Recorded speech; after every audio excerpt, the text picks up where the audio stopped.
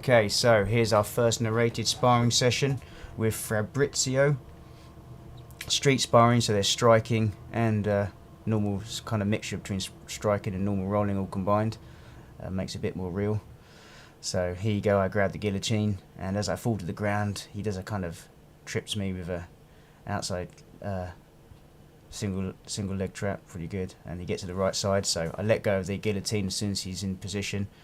I have his arm around my head kind of controlled, so what I'm going to do is try and shrimp my knee in, and as he walks north I'm going to roll him over the top. So here we go, trick him, there we go.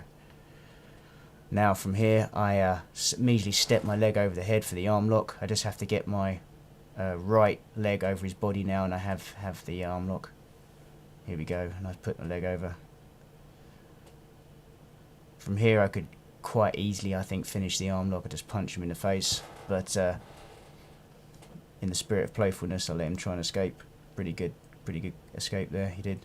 I get the triangle. Now had this been normal rolling, I reckon I definitely would have finished that triangle, but look at him pounding on my face. Just shows the difference between the two. Look, boom, boom. This is the difference between standard BJJ rolling and when you roll the gloves on. It's totally different. If you're not managing the distance, you get punched in the face. So I switched to a sweep and stand back up. He won that round with the striking. That definitely would have finished the fight. Oh, we didn't stand up in base then.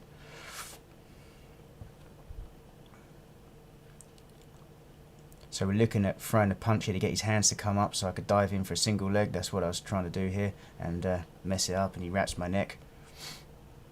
As we go to the ground, luckily I get my legs to the correct side as well, so his guillotine is useless now. I'm looking for the underhook here on the opposite arm, and I push the arm over the head, there we go, to get the underhook. Now I trap it by putting my hand on my head. Now his other arm ended up the other side of my body, so I could just punch him in the face now, but I go for the choke, so I put my hand on the inside of his collar and I just step over and apply the choke. Pretty good tight choke, quick as well. Oh, didn't stand up in base again, Fabrizio. Okay, we're back standing again. He dives in for a double leg, but I grab the guillotine. You're always at risk of that when you're going for the low submissions. I get the guillotine drop now. It's on his legs on the wrong side, so it's pretty tight, and he taps pretty quick. Okay, going to be a bit. I think I turn a bit more playful now. I give him some haymaker punches so he can practice his haymaker punch defense. Perfect, in he comes from combatives. He's going to do a rear takedown now. Perfect. Looking for the mount. Now his head ends up under my armpit, so I was a bit worried about an arm triangle, having given him the mount.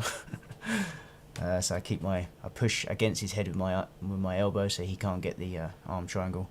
And giving up this kind of position when there's punching just reminds you just how devastating the mount can be when you're on the bottom of it when they're striking.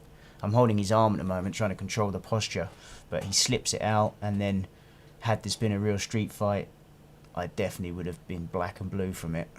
He sits up now and he just rains some punches on me. Boom, boom. I grab hold of his body to control the distance, get my head close, lock my hands together. He kind of allows me to roll him off here.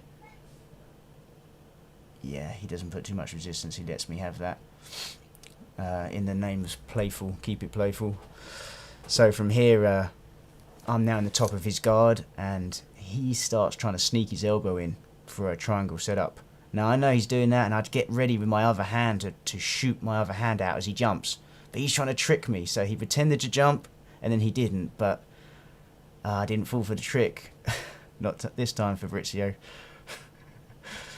I try for a standing pass, and he kind of tips me over there. My balance wasn't very good. Funny kind of half guard here, and I step out and get the side mount.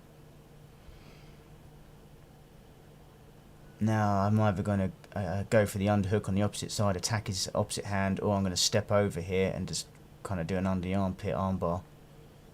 There we go, but he pulls his arm out, so, and he rolls belly down to avoid the arm lock attack.